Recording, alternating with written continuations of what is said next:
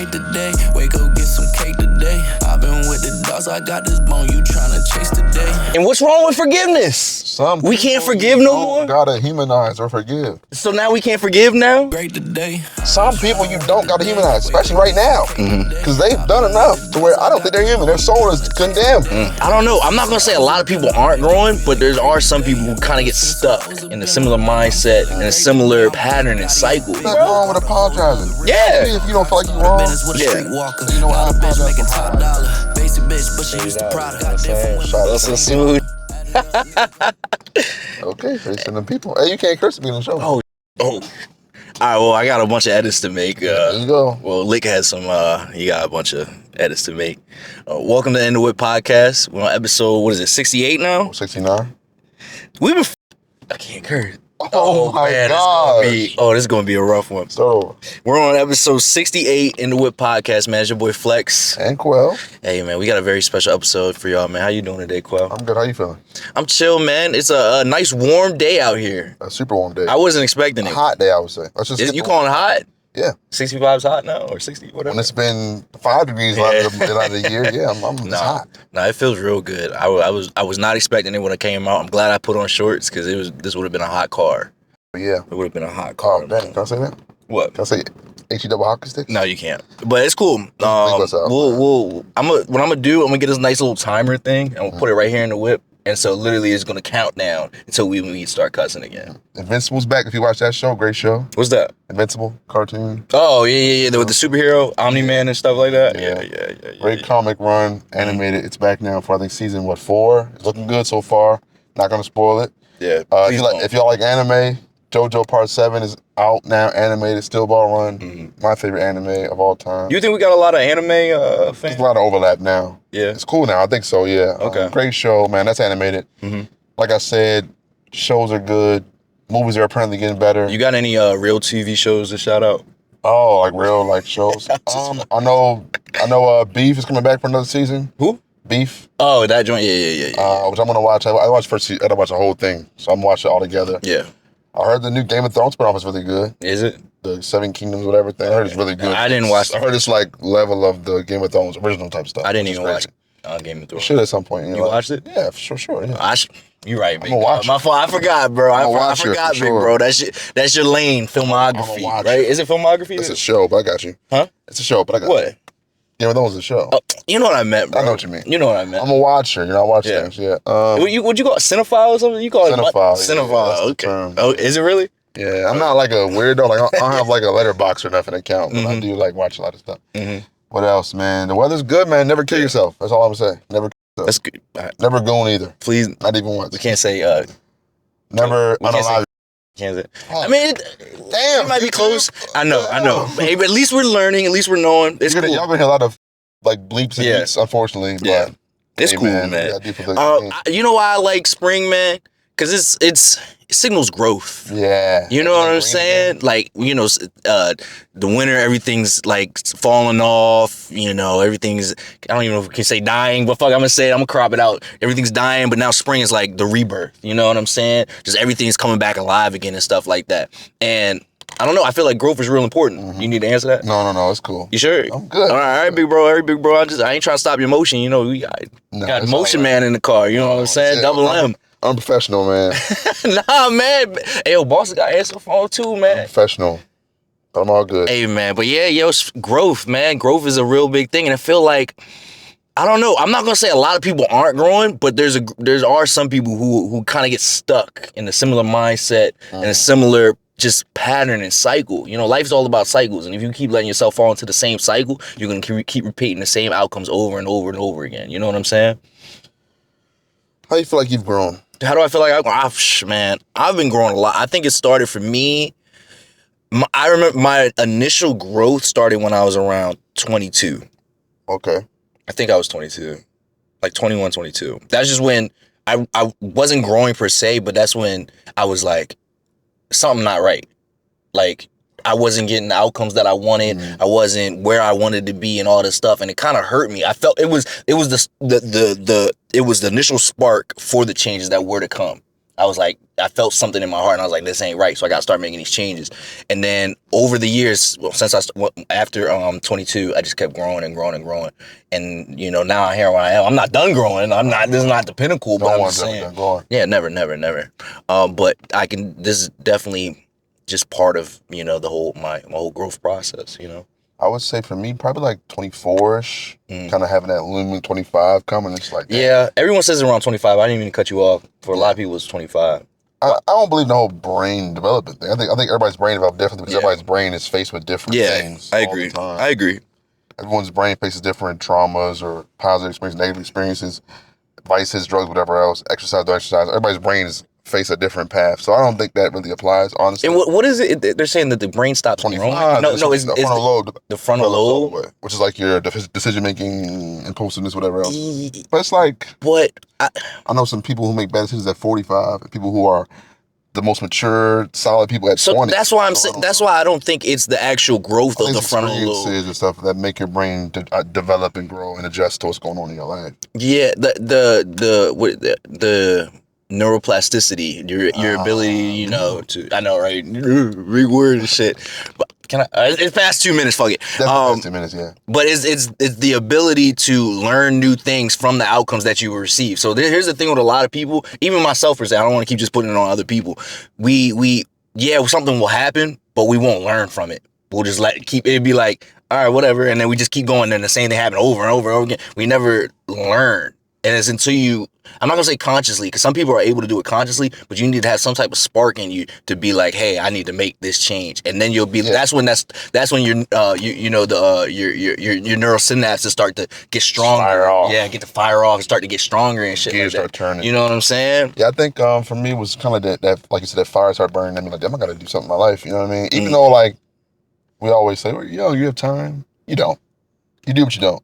You got time. Yeah. You don't got time to wait though. That's it's not a psyop, but I don't know. It's they make it like, I agree with you 100%. You do not have that much time, but they make people think, oh yeah, I got so much time. I'm young. I can do this. I can do that. And then they look up, they 30, 40, they don't got shit.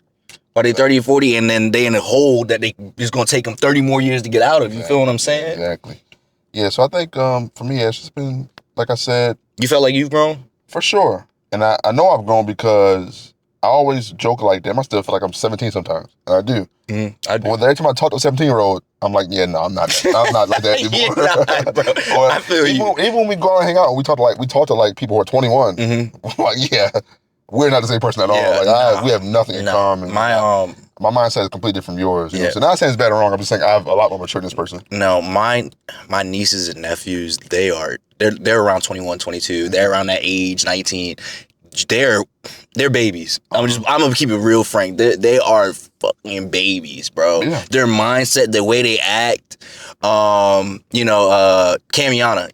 one of the artists I have, she's in the younger age group, and I took her. She had a performance a couple months ago, and it was people around her age. They were just acting like. They were like little kids running around. Like, literally, it was the crazy. Just like, it almost seemed like everybody in that bitch had ADHD. They was on to something, then they went to something else, and then back to something else. It was just a bunch of, just a lot of childlike energy, which isn't bad. It's just, I know, right? I feel like, I know, right? That's what I'm saying. But it's just, kids don't understand music. They'll care for the craft. No, it's not about it. It's just noticing that, there's still babies, and people try to say you need to know everything at 18 to 21. No, dog. But the bad part, it's better. If you can learn younger, that's great, but we can't expect them to know everything, especially when we don't have, I'm gonna do it again, we don't have communities and strong leaders around them to show them the way. We don't. I mean, it is. I hate bringing it up. I hate sounding like that, because people get on in our comments and on our reels and all that stuff, and they be talking about, I'm Mexican American, I'm Black American, and I didn't have any people oppress me. Also bots, by the way. You think so? I think so. I think half of them. If you got to tell me your race before you start speaking, I don't think of that race. Yeah, as a Black man, I'm just. Yeah, you're not. You're a fucking bot. If you start speaking something confidently, you don't say your race, I recognize you might be Black. But you gotta preface me as a Black man. I don't find this offensive at all. You're not Black. Yeah, you're an idiot. You're psyoping right now. You're probably a CIA agent who got in the CIA thinking going to be espionage and save the world. Right? You're actually about a computer trying to raise babies. Hell yeah. Your job now. Hell yeah. Speaking of rage bait, LaRussell. Remember we spoke on his Your favorite album? West Coast artist. Remember we spoke on his album, quote unquote, flopping, and the comments with TikTok were like, he had LaRussell soldiers. Like he has an army. Are you talking about on our shit? Yes. Oh, yeah. They went, y'all were crazy. I was in a flop. He did this. Bro, people are still commenting to this day. Literally, the video is like, not even like you sang as a flop. You're just asking, like, based on the context of our music today, how is it a flop? Thank you. And I'm like, it's not because he's independent. Y'all just kept reiterating what I said and what he was trying to say over and over again. He's independent, so the money's different. I'm like, yeah, we know that, buddy. We're just trying to have a little thought experiment here. You know what I'm saying? So, exactly. So he got signed to Rock Nation, as you know. Talk to him. I don't know the deal, obviously, but I'm pretty sure it's a deal with leverage, or he has a lot of leverage because he's coming in with a fan. It's definitely a deal with leverage. So it might be more of a management deal than an actual like deal. You know what I mean? I don't know. Hov be fucking. Because Hov manages like Meg and Uzi and shit, and them niggas still kind of got their own thing going. Hov be fucking niggas over though, bro. He about that bag. Come on, let's be real. Agree, but I don't know. You cutting Jay-Z some slack, bro? I don't know how much Jay-Z is on the ground floor with LaRussell signing. He might not even know that. He was there. He might have met him once. Okay, he might know that the first time you met the nigga. It was. He probably never talked to him again because it's Jay-Z. Yeah. Oh, like, well, probation, thank you. Here's your handlers. Like, you know what I mean? Here's your handlers, and here's the money for your album budget. I don't care. Get on my face. I'm going back to Beyonce on this 1,000-foot yacht we got. Yeah. Who cares? I'm ducking this Epstein stuff anyway. So anyway, Russell is now signed, and he's now kind of more out there for the masses. And of course, when you get signed, you go on a little media tour. He was on a few podcasts. He had a few cameras in his face. Started saying some wild stuff. Wild stuff, man. Are you a consistent Wayne fan? Wayne? Yeah. Hell yeah. Huge fan of Wayne. My top three. Top five. My top five. He's in my top five, too. I wouldn't say top three. He's in my top five for sure, though. All-time rappers were saying. Yeah, he got on the podcast and started saying Wayne never said nothing in his music. He just made thousands of songs about being a gang member and making hits for the radio, and that was it. Pop songs and gang songs. He said he made more dudes want to be Bloods than rappers. What, bro? How do you feel about that? This has to be rage bait. I know he can't believe what he's saying right now. Across Lil Wayne's massive catalog, he doesn't say much. He can't believe what he's saying right now.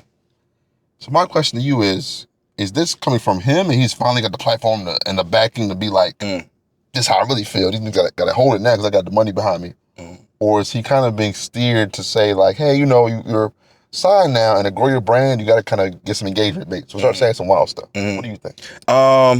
I know my answer. You know your answer? Let's play the clip. Let's let the people see. You want to play both clips or just the first Let's play the first one. Okay. Let's play the second one's wild, bro. That might even be worse. Disdain for Wayne just because I start listening to everything. Like, I start maturing as a human, and I'm like, damn, this nigga wasn't talking about nothing for a long time. And I think that's what his argument was. You know, like... Love the white guy next to him saying, yeah, I agree. I asked him.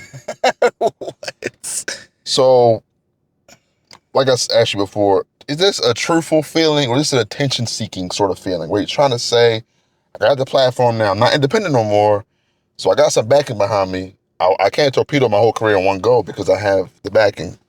So is he now being more open about who he is, or he's kind of like, okay, the label, I understand the game now, I got to be more controversial, get people listening to music. I'm going to say this. LaRussell's a smart kid. Smart guy. I'm not going to say kid. I don't want to say kid. Second part of it. Hold on. I don't cut you off. That's the second part of it, I think. All right, let's watch it. I love Wayne so much, but I understand how someone could be like, man, this isn't the Wayne that like I remember. As someone who like grew up in these communities and grew up with homies who I seen want to be Bloods because they following Wayne and want to be gangster and want to shoot all the gun bar and shit. Right. Like, I've seen the negative that he contributed to the community, and I had to look like, man, what are the songs where he really talked about something and gave? And out of 1,000-song catalog, you know, it's minute on this end. Like, what are we talking about? Yeah, my dude is crazy. Wayne made a whole song for the victims of Hurricane Katrina. Yeah. Great song, by the way. He made I Feel Like Dying, one of my favorite Wayne songs. It's about his struggles with his suicidal tendencies and how he struggles with managing the fame and the fortune and the relationships and all that. Like I said on the phone with you, even like the song with Drake, Hell Yeah, Effing Right. Yeah. The song is about go ahead. how being famous and blowing up has destroyed his relationships and how he doesn't know who's really there for him or not. Yeah. And how much people ask him silly ass shit that no people wouldn't talk to him about. Song with Bruno Mars, I think, Mirror on the Wall, or something like that. Mirror on the Wall, Black America, or something like. Bro, what he What So, you talking about? like I was getting at before, LaRussell's a real smart guy. So I think he knows what he's doing to try and rile the people up. You know, I really don't believe that everything he's saying he truly means. Isn't that exhausting? Isn't It is the constant just rage bait exhausting? Why don't we just have no conversation no more? But here, this is something I do want to point out though. He is correct about music influencing the youth, especially at a young age. I'm gonna be honest. So I see what he was trying to say, but the way he went about it, to call out Wayne is kind of insane. I don't want to say disingenuous way to go about it, but it's like, Why Wayne? Why? Be careful who you talk about. You know what I'm saying? Especially when it comes to Lil Wayne, someone that's revered in the music industry and by hip hop fans for his lyrical ability and his influence on the culture. You know what I'm saying? So I understand what LaRussell's trying to get at, but at the same time, bro, don't be doing dumb stuff, and then that could fuck up your later relationships later down the line. Especially you just getting on now, you know what I'm saying? You don't need to really do all that. Use your charisma you have. You don't need to be doing all that controversial People fall into the trap where people remember him more for this type of stuff than his music. That's what I'm saying. Especially early in his career, he's trying to commit career in his first 2-3 months. You want to play the other video now? Yeah, let's play the other one. This gets worse. Actually. Yeah, that was just that was the tip of the iceberg. This was the good part. It actually gets a lot worse. This was the good part. Really quickly, actually. So this was like a little bit after that. He was at a show, I think. Yeah. And he likes, you know how rappers get on the stage and they do their song, they stop the show and start wilding out? Kanye does this all the time. We used to.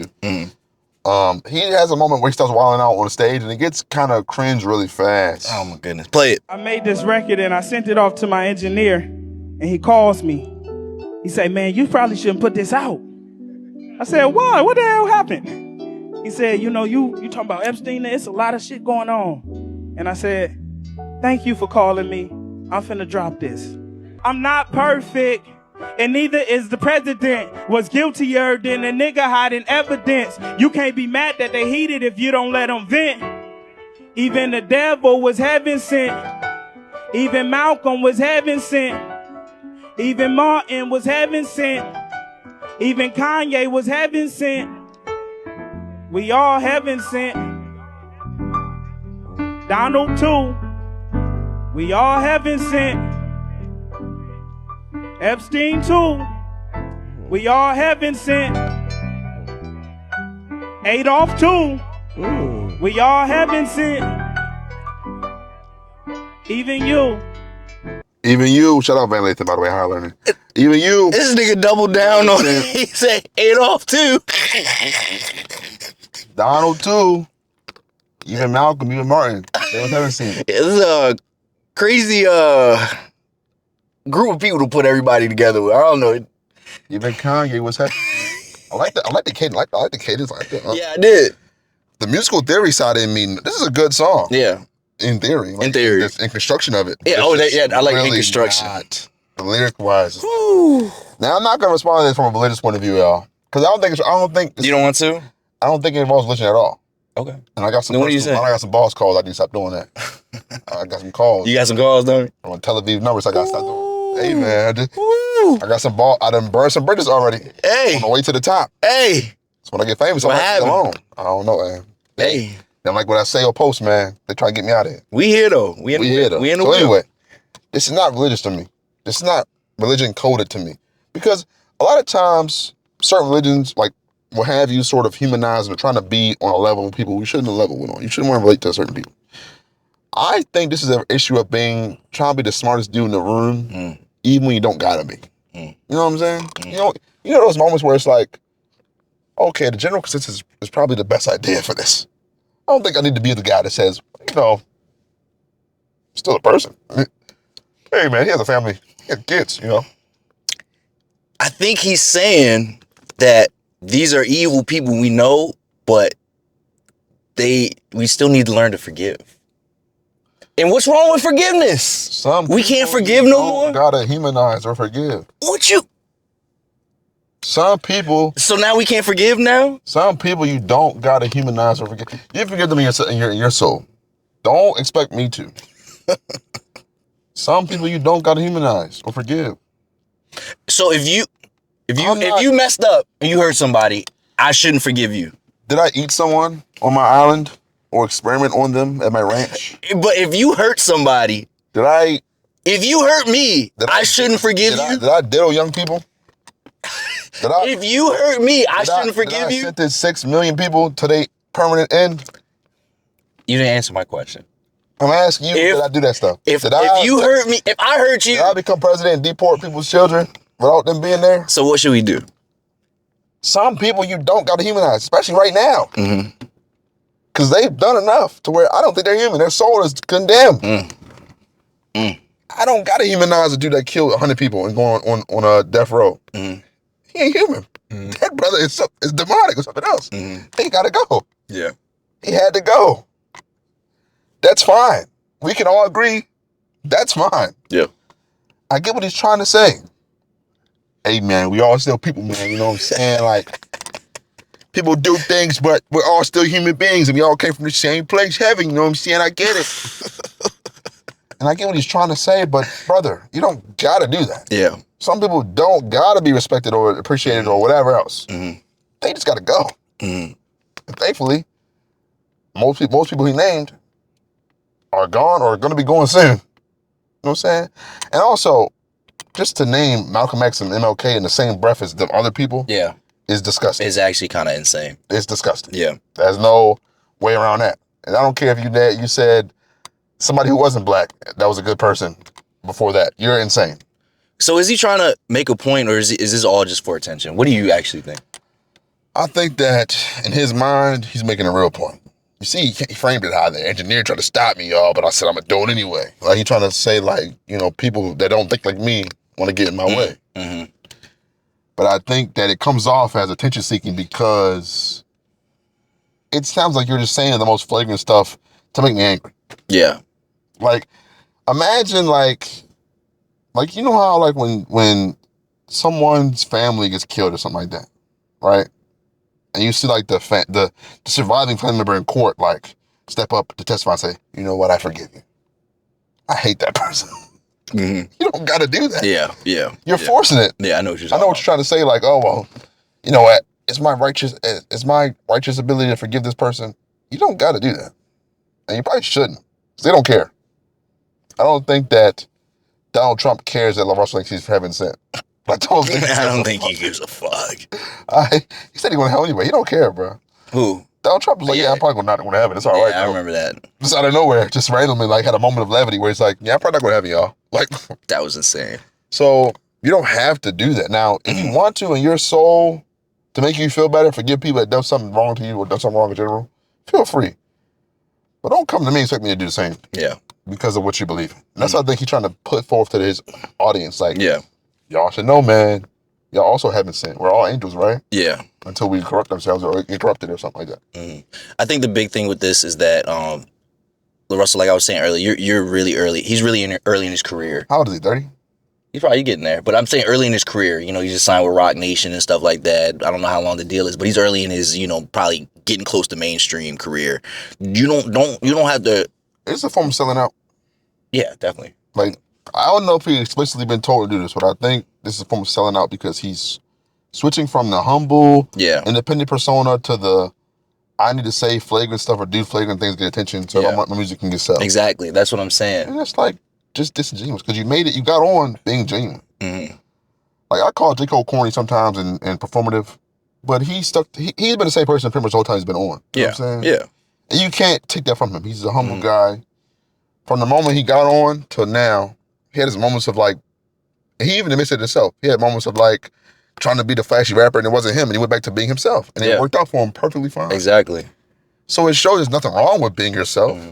Nipsey Hussle, rest in peace. Nipsey Hussle grew and grew and grew and never changed who he was as a person, despite being a multimillionaire from music independently and how he could have easily turned and been non-humble. Yeah. F my hood, I'm good, whatever. Like, he didn't change. So it shows that there's a benefit to being authentic. Why turn your back on that? Yeah. That's my struggle with understanding these guys. But I guess when the zeros in your account look different, all of a sudden your mindset changes. Yeah, I just don't want this to hinder his growth as an artist and a person. I know it will. I know it has, but because I hate him already. That's one of the first gonna have. Listen to music. But that's the thing. He I think he's still early enough that he can turn it around. So, you know, hopefully If you see this, man, you hopefully start making those changes. I don't want to stunt your growth. Another artist, Pooh Shiesty, man. That Pooh Shiesty, man. I love his music. I ain't gonna lie. Mm-hmm. I love his music. He's one of the realest, hardest rappers out there, bro. And that's one of the things, though. He real. That's who he is. Is there such thing as too real? Can you be too real? Once you are transition. Sorry, y'all. Had some caffeine. I'm a little manic right now.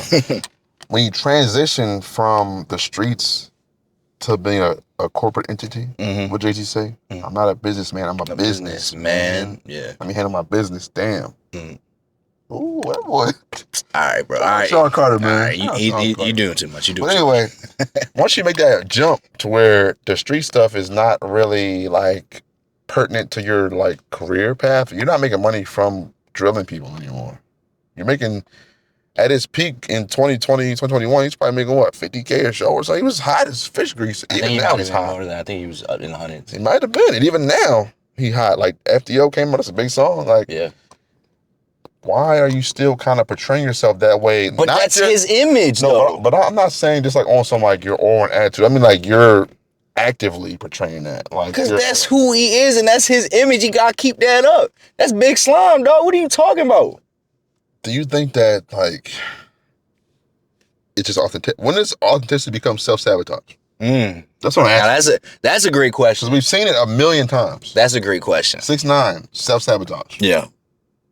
Lil Durk, self-sabotage. Yeah. Young Thug, self-sabotage. Yeah, sometimes being too real. Lil Wayne, self-sabotage with the gun thing. T.I., self-sabotage. Gucci Mane, self-sabotage. Yeah. There's many other options. Many other. And countless. Not even just black artists. Yeah. Self-sabotage. Yeah. Not just artists. People. Yeah. Bernie Madoff, self-sabotage. You know what I'm saying? Yeah. Like, when does it go from authenticity and realness and this is who you are and this is your character, this is what you're portraying, this is what people like, to, okay, now you can kind of dial it back because you're sabotaging yourself. Because if y'all didn't know, he went to, I think, Instagram and captioned the picture like, I got more bodies than Boosie. Then he got back and forth with Boosie about that sort of stuff, and they were both like bragging about. When was this? Recent, I think maybe like last month or earlier this month. And they back and forth bragging and beefing about who was more tougher, more street, based on their record and jail time and all that. Boosie a real nigga too. I ain't gonna lie. But maybe being a real nigga needs to go from killing people to being a real nigga in the boardrooms, in the meeting room. Yeah. We got a clip of this? Yeah, I got you. All right, let's see what's going on. Let's see what Shiesty talking about. Pooh Shiesty, you got to update into the times, because you want to be the realest nigga on the internet, coming out the feds, doing all this time. That shit just don't hold no weight no more. And you trying to prove to everybody that you like that for real, you gonna go back to the feds. This nigga said the only rapper that got more bodies than him is Boosie. That what the fuck you captioned under a picture on federal probation, and don't nobody give a fuck. You're gonna go to jail, sir, on Carter Gray. This is 2026. This not 2023 when you niggas can snitch on y'all selves and rap about it and all that shit. You see every nigga, including Smurf, Free Dirk, is in jail for that type. Cut that shit out. Before now, Gray, you gotta get on this bitch and show us you could play GTA. Somebody need to update him.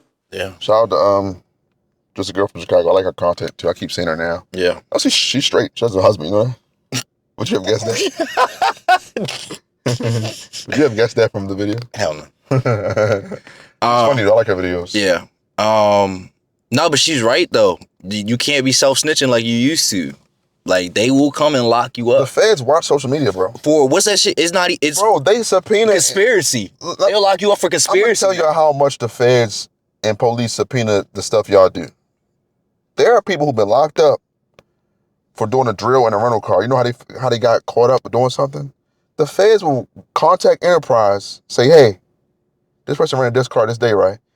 We need that car. They'll subpoena the car and come get the data out of the car plate and look wherever way you went. And if it lines up with the way that crime happened at, you're going to jail. Yeah. That's how deep it gets. Yeah. Not to mention social media posts. And we already know that it's a toss-up if your song gonna come up in court and be used against you. Yeah, they use that. They use it against Thug, and Thug had literal murders. We can go back when the first big Bobby Shmurda. Bobby Shmurda got the whole GS9 Crip set and put it in jail for 100 years. That's what I'm saying. But for conspiracy, he had names in the songs and people and the crimes lined up with what he said. This shit is real. They really use stuff. So So when does it go from? Like I asked you before, when does it go from the image you have versus self-sabotage? And I want you to give me an example of someone who has the image, but it's self-sabotaging themselves. Someone who has the image, and we respect him and say, "Oh, he's a real nigga," but he's not sabotaging himself anymore, or she. I'm women too. Maybe Baby now.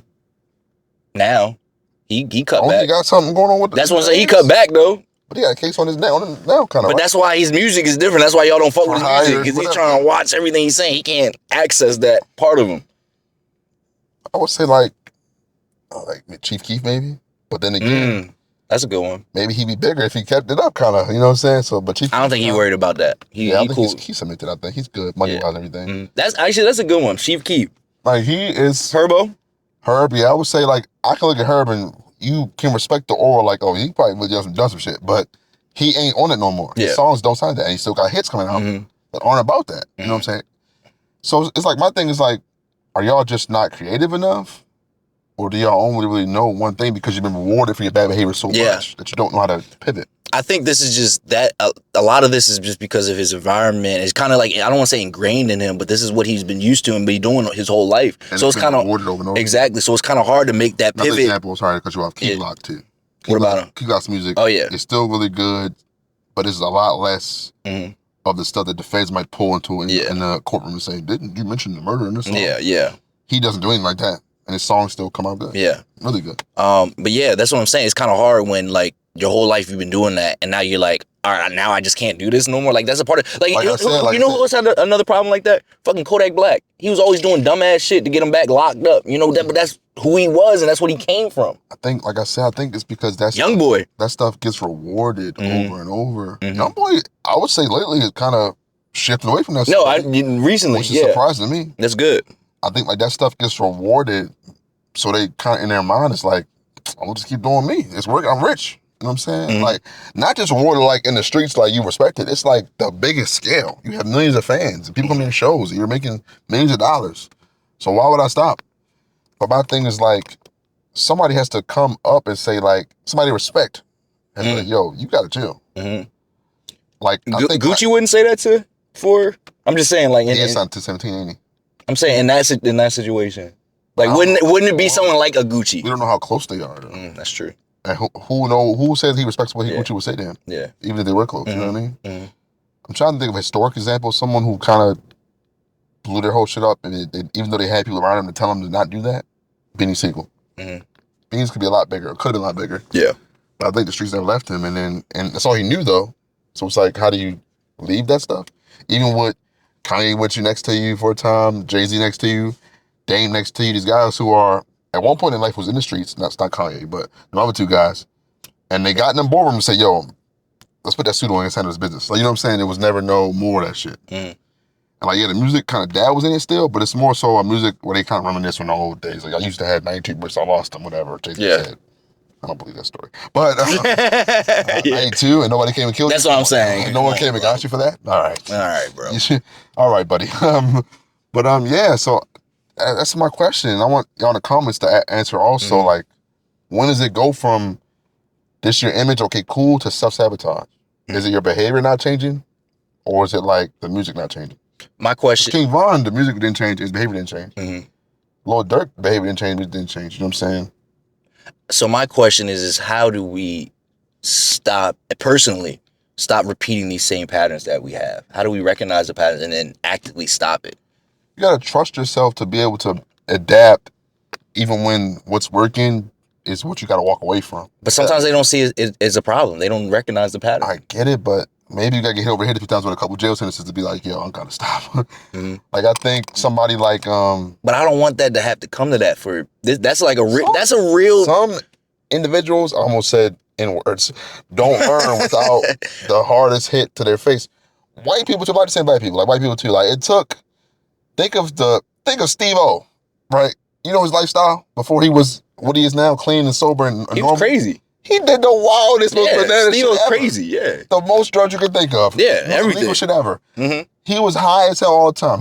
He tattooed somebody doing something horrible to a baby on his arm. Like, he just do anything. And then one day he was like, yo, I gotta stop. Like, I don't know if it was maturity. That's I don't what I know was if about it to was say. like intervention. I don't know if it was like, you're just gonna die, you know that, and you gotta stop. Like, Novak, the other skater dude with them, heroin addict from Baltimore, heroin addict. He had to stop. You from Baltimore? Yeah. Oh shit. He had to stop. Like, yo, I gotta stop doing this. Yeah. So I'm not saying black people, for example. Like, you have to face either death or some people, or the worst consequences or lack of freedom possible. It took Gucci Mane finally getting 5 years of hard ass time to be like, yo, I gotta stop. Yeah.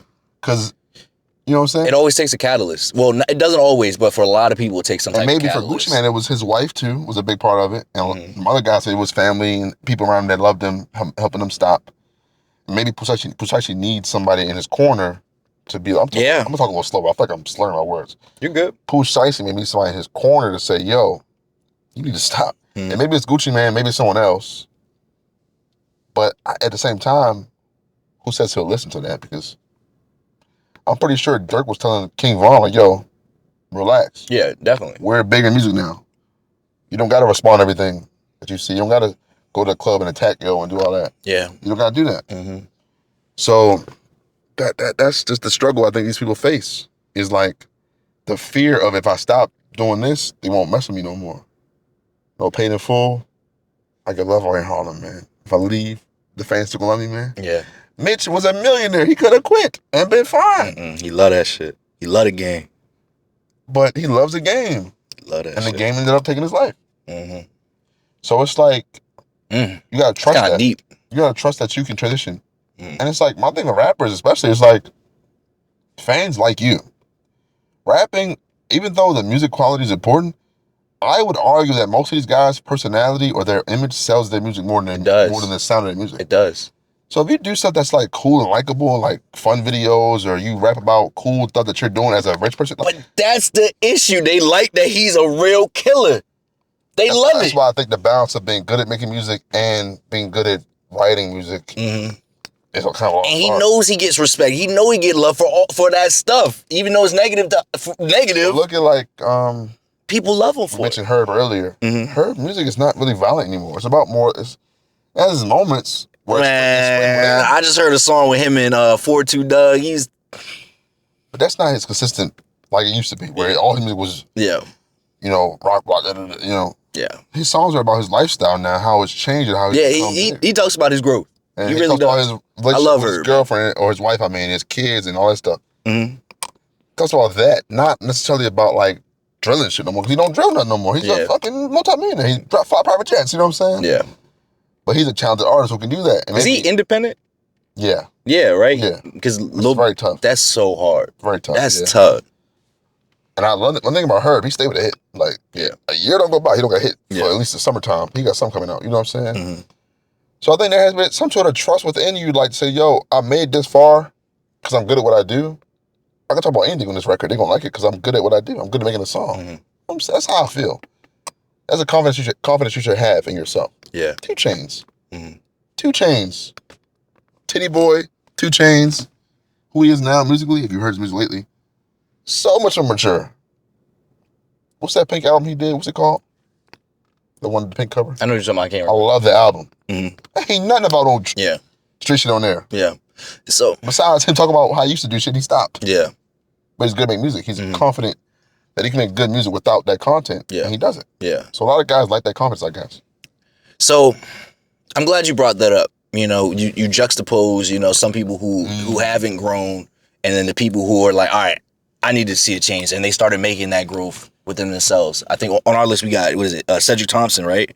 Well, football player. Yeah, Cedric Thompson. Yeah, I came across this video. I was like, I remember him vaguely from his NFL days. I know the name. I was like watching it.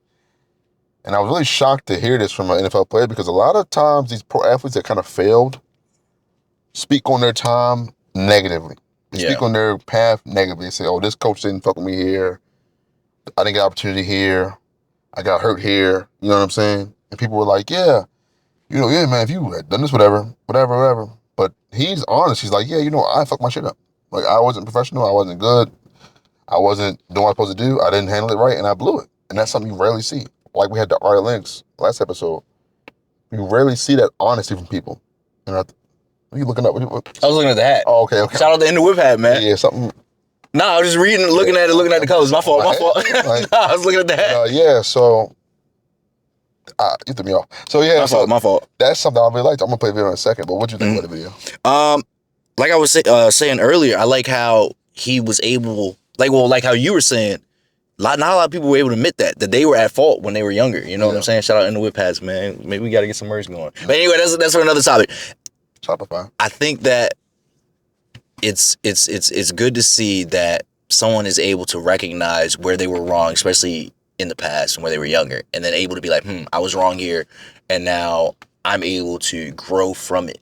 I'm able to learn, and then I'm also able to help people, because he put out the story not just for himself. He put that out there for other young people who were in the same similar predicament. Maybe not sports per se, professional sports, but I think it applies to anything. Across sectors, across all sectors in life. So he talks about applies. Yeah, it's basically his message. Well, I'll play it. Yeah, let's play it, and then we can break it down after. Yeah.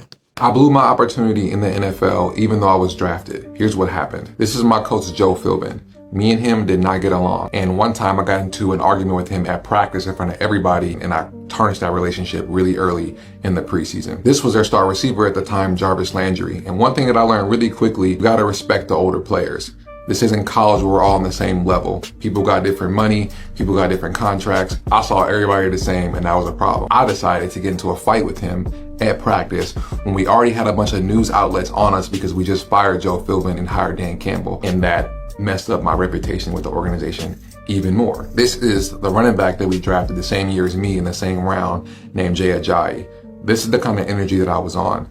I was always mad. I was always frustrated. I was always bitter because I wasn't playing, and I felt like I should be playing, and I did whatever I could to play and make a point. But this was not the way to make a point. I wasn't a kid anymore. I wasn't in college anymore. I wasn't in Pop Warner anymore. I wasn't in high school anymore. I was a professional, not acting like one. And I wasn't aware of what being a professional was. I was the first person in my family to graduate high school, go to college, and yet get drafted to the league. I believe if I had somebody guiding me, I would be playing to this day right now. But I had no mentors. I had nobody telling me what to do. And this caused me to be a journeyman in the NFL and have a really hard couple of years. So if you're in a profession or a job or something that you really love or that you worked hard for, find somebody who knows what they're doing in that profession and in that work. Because if you don't, it can hurt you. That's exactly what happened to me. I worked my whole life for this opportunity only to blow it by not understanding what the game was when I got there. So do not mess that up for yourself, man. Yeah, I think he's a prime example, and he's only 33 years old, so he could still be playing right now. He's pretty young. In terms of football wise, like if he was, he could still be playing right now. Yeah. But I think like this is a prime example of like someone tricking themselves out of their spot. And like it happens, you see it so much, right? Where like people will, even at like the regular jobs, like it don't gotta be an NFL player. It can be working at fucking McDonald's. And you got a manager who's an asshole.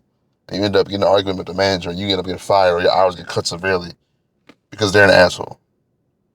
And it's like, yeah, on one hand, you shouldn't be disrespected. You should be able to stand up for yourself. On the other hand, it's like, do it in a way that's professional so that you can maintain a relationship, at least a working one. Yeah. Now you get calls. I know, right? Boss calls, man. Even like as a working one, maintain relationships so that you don't lose your spot and your path to grow. Yeah. Like even if it's something, like I said, McDonald's, which is no shame working at McDonald's. Or if it's an NFL team, or if you're working at Goldman Sachs, like you have to play. You have to play the game in the game. You know what I mean? Yeah. And it's not about being like a dick rider, or like bowing down to people, but it's more so like understanding that negative energy will come at you. You got to handle it properly and move forward. Yeah. Because he probably did have Joe Philbin was probably an asshole coach. He wasn't a good coach. He was a good coach, so he probably was an asshole to him. But instead of him taking that energy like and being like, all right, coach, we can talk later on. Let's handle it as men later on. He blew up and it hurt him. He hurt him in the long run. And that happens to people on every job. Like, how many times you see somebody at your job argue with the manager in front of everybody and then they gone? Yeah, I was about to put niggas on game. Don't call out your superior in front of everybody. That's the quickest way for you to lose either position, your respect, or anything. Before They Lost Power, I think is a section, a chapter in there. Yeah. Don't Outshine the Master, I believe. Yeah. Crazy book. I know, I never read it. And I have read it actually. Now I was about to say, bro, it's cool, bro. There's nothing wrong with reading that book. That's solid. If people be goofy and try to use that shit from WWE, get the fuck out of my face, bro. Y'all niggas need to read that shit. So if someone tries to use that shit on you, then you can know. Then you can know the tactics that they're trying to use on you. But anyway, what I was saying is never call out your superior in front of a group of people. Always, if you need to, pull them to the side, away from everybody else. Be like, hey, what you did, I'm not really liking that. I'm not respecting that. You could have did like this. Talk to them away from everybody. Don't publicly embarrass them in front of everybody. That's a quick way for you to lose your job, your position, any type of respect you have, and to fuck up your money. That's the biggest thing. Don't fuck up your money, big bro. There's nothing wrong with apologizing. Yeah. If you don't feel like you're wrong, yeah. Say, you know what, I apologize for how I affected you, and what I might have said or did. Let's start over and rebuild a relationship from the ground up. You know what I'm saying? And have mutual respect there. That's all it really takes. I know it's like an ego thing to have, like, to humble yourself and say that, but ego ain't get you nowhere. It's not getting you nowhere. Pride ain't get you nowhere. It ain't get you nowhere, big. Confidence get you somewhere, but ego and arrogance and pride ain't get you nowhere. So here's something though. He said that he wish he had like a mentor to kind of like guide him through, that time. And he's advising younger guys to find a mentor. Younger people. Yeah, younger people. Sorry about that. Yeah, I don't think it's even positive men. You're right. That's just kind of hard, bro, to find a mentor. You know what I'm saying? Like, it's great advice, but because one, you got to find people that... Because I want a mentor myself. I just never found one. Yeah, it's hard to find mentors. One, you got to find someone that you respect, two, you look up to, and three is where you're at and where you want it, and has the qualities or whatever to get where you want to be in life. Someone who's just where they're at, you want to be. And willing to do it. And exactly, that's what I'm saying, willing, because there's a lot of guys who are willing. There's either a lot of guys who are willing or a lot of people aren't willing. You know what I'm saying? The people who are willing, a lot of them, they're not the best mentors for real. Like, they say they're going to help you, but they don't help you, or they give you bad advice and shit like that. So it's kind of hard for young people to find mentors nowadays. You know what I'm saying?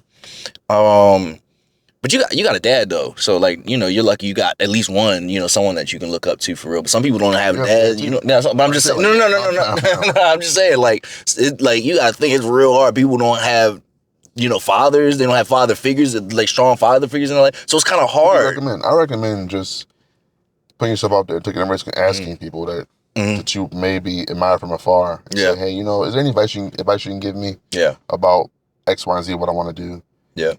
And it might seem, like I said, to lower yourself in a way. You think so? For advice. A lot of people struggle with that. Bro, you see, this is how I got my gym mentor. I saw him. I was in the gym. Nigga was lifting big ass weights, and this is the time I couldn't lift shit. So I'm like, hey, bro, how the fuck you do that? I want to do that. And guess who was like, I got you.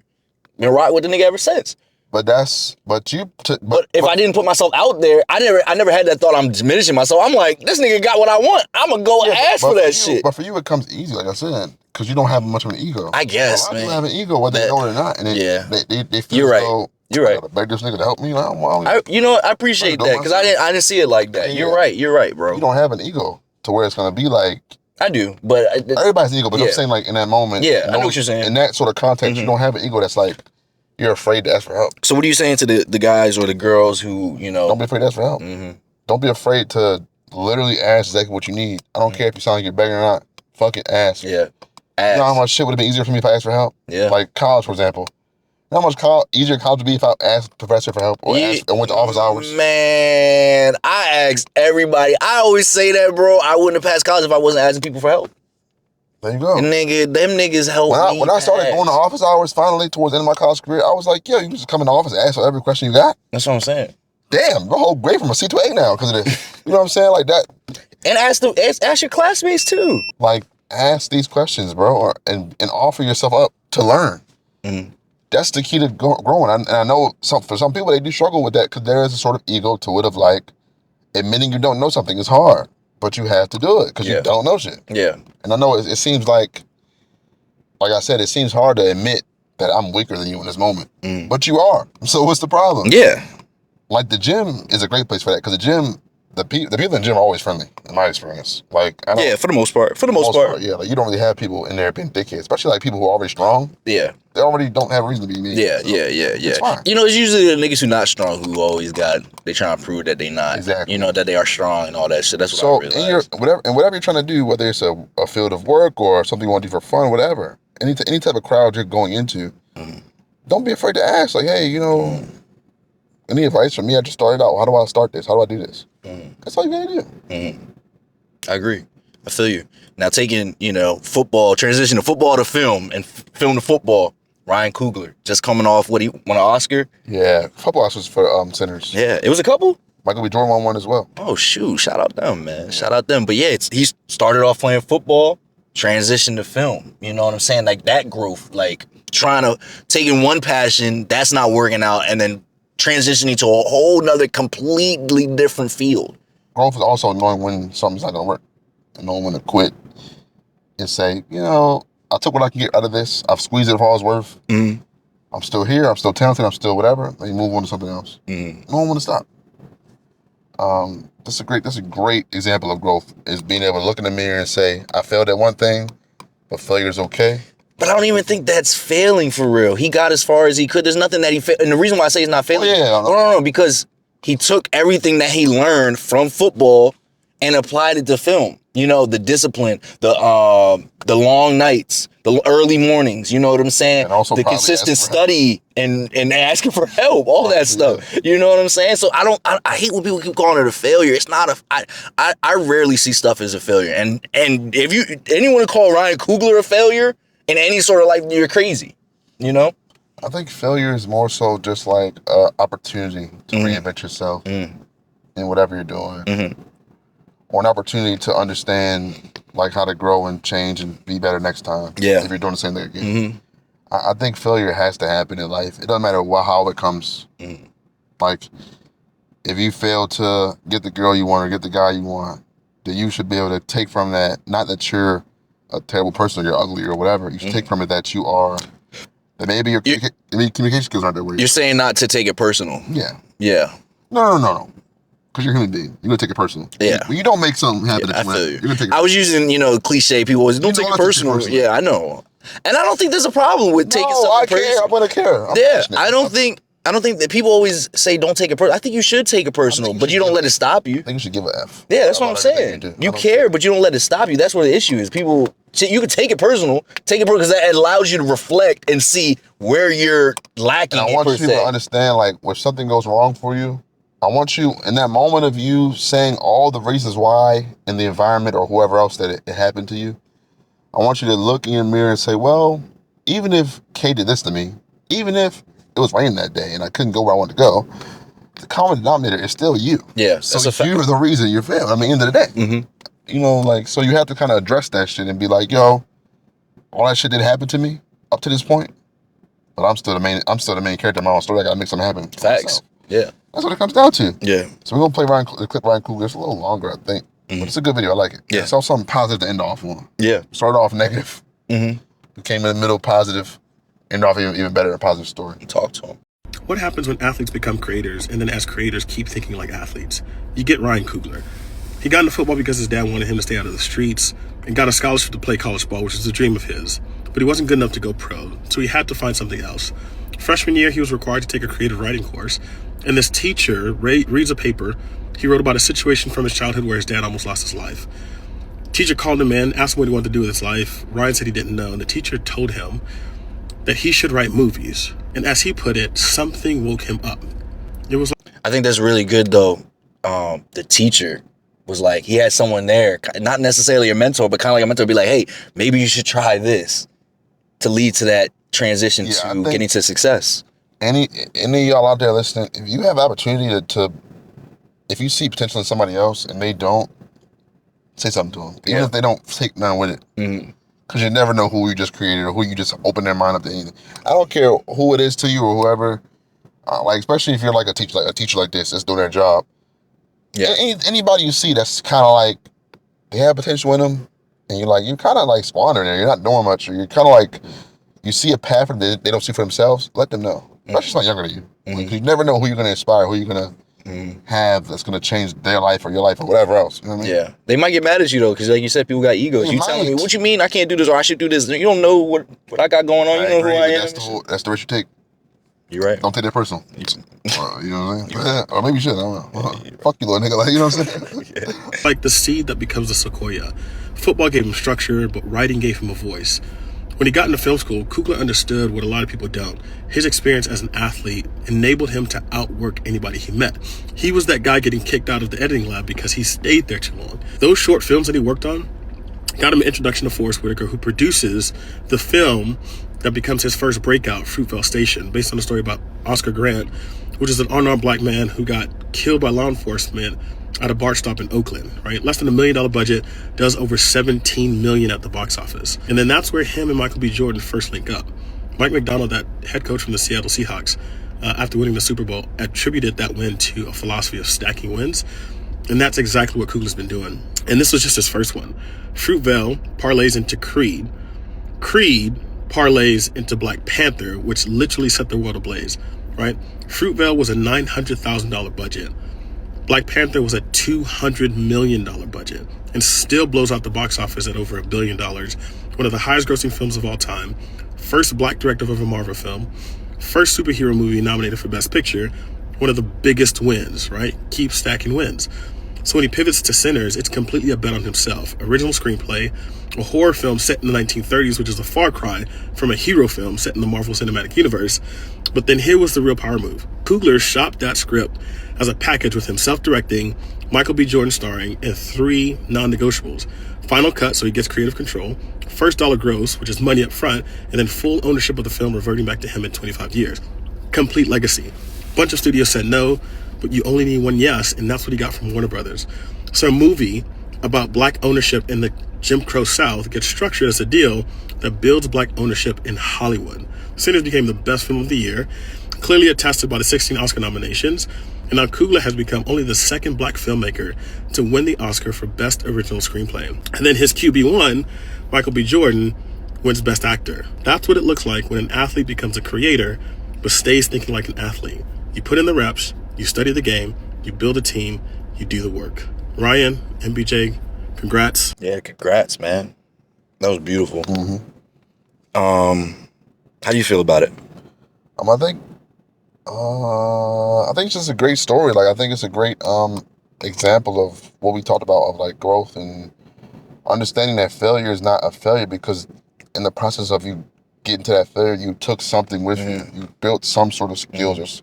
There's some tools added to your repertoire that you can use for your next step in life. Exactly. You know what I'm saying? Like, how many times do we see people who, like, they fail at, like, sales jobs or something like that, and they become speakers because they're good at talking or something like that, or they, I'm trying to think of a better example than that. I don't know. But anyway, yeah, like, there's tons of examples of people taking skills from one thing and they know how to go and do something else. Yeah. Oh, here's an example. Fine, I have a good example now. How many times do we see people like that are in the military, right, and they develop those skills of leadership and accountability and managing a group of people, and then they leave the military and they ended up with a job at a high level, like firm or something, managing, because they know how to manage people. They learn those skills. Exactly. So maybe the military, their goal probably coming in was to be like, oh, I'm being in the military for a long time. I'm gonna have I'm gonna retire. I'm gonna have the years of benefits, stuff like that. And maybe they get hurt or something, they gotta leave. They still took something with them, and they go into business and they say, okay, well, I can do something for myself and I can manage people here. And I'm good at this. I think the key word for this portion of the episode is redirection. Redirection. I feel like just because you feel as though you failed at something, that doesn't mean you necessarily failed. Take those skills, like we've been saying, and then make that pivot to something and it'll help lead you into where your passion actually supposed to be, where you're actually supposed to be in life. A lot of people let those, if I fail in this area, it's over for me. I can never recover, and people fall into that mindset and they just get trapped in that pit, when the whole time that was just that could have been the catalyst for them, making that change to become a Ryan Coogler or whatever. You don't have to be nothing crazy, but just saying to find your success wherever you deem it in your life. You know what I'm saying? I agree. Yeah. I agree. Yeah. Yeah. Really, people really need to sit down and think, what skills can you transfer from where you are right now? Let's just say you were working at a desk job, or you're working in healthcare and stuff like that. You maybe got hospitality, you got being able to deal with people, and now you're going into now you're in finance. Maybe what skills can you take from where you came from and then apply to where you are now? You don't have to limit yourself. People always, for some reason, let things limit them, and you don't have to grow. expand. It's okay. You know what I'm saying? Yeah, man. What you got to say?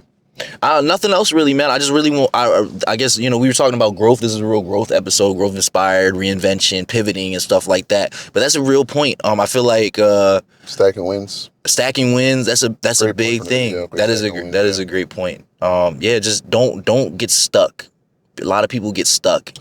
People get stuck in the mindset that they're only good at one thing. Or they're able to do one thing. They're born to do one thing, and if this thing you feel like you're born to do doesn't work out for you, you're just gonna die. Like, no, you have to keep living life. So the path that you took to get to where you want to be, even if you don't make it there, you picked up something along the way. Yeah. You're a human being. You're gonna learn something.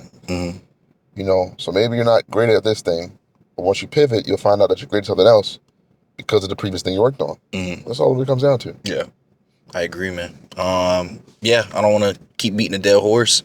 This was a great episode. I love growth. This might be under an hour.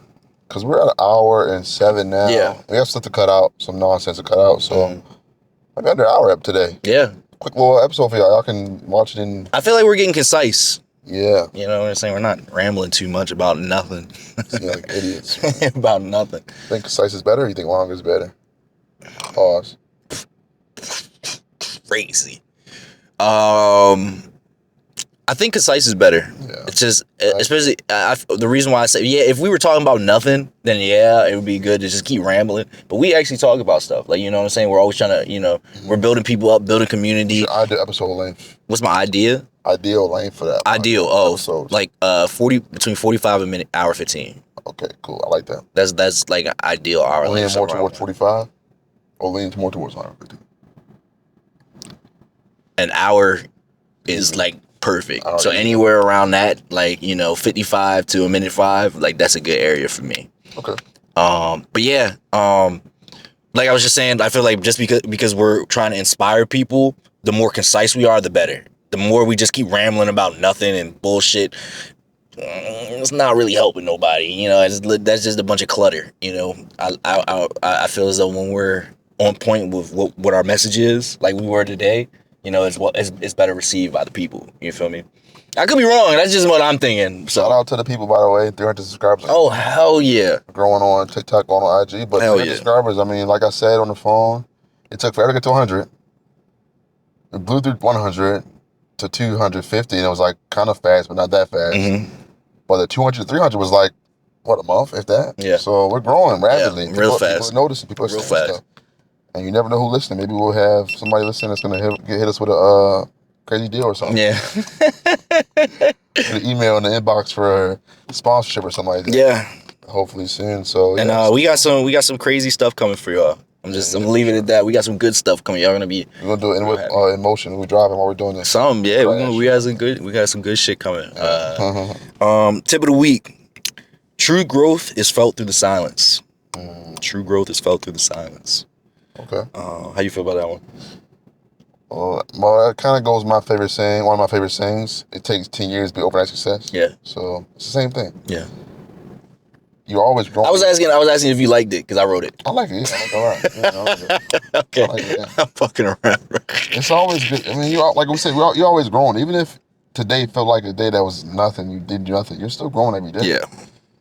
So you gotta just embrace that shit and keep working on yourself.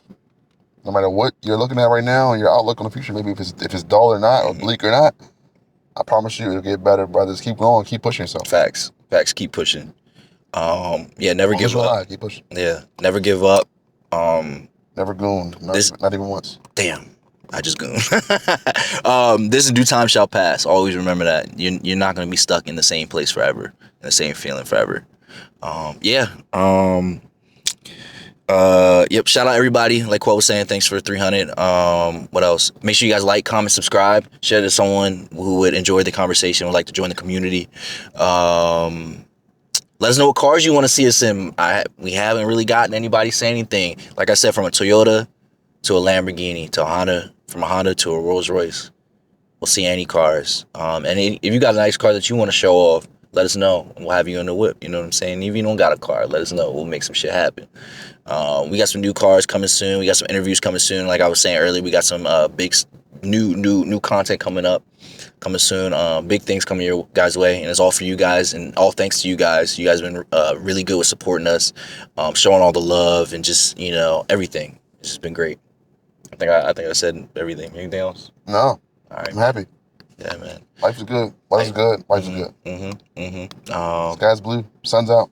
Bugs out. Yeah, enjoy y'all. We record these on Saturdays now, so enjoy your Saturday. Yeah. If you're going out getting litty, take an extra shot for me. Yeah, just have fun. Hey, man, you're in the What with Flex. Well, catch you on next episode, man. Peace. Wake up, see some I'm feeling great today. Wake up, see some the light.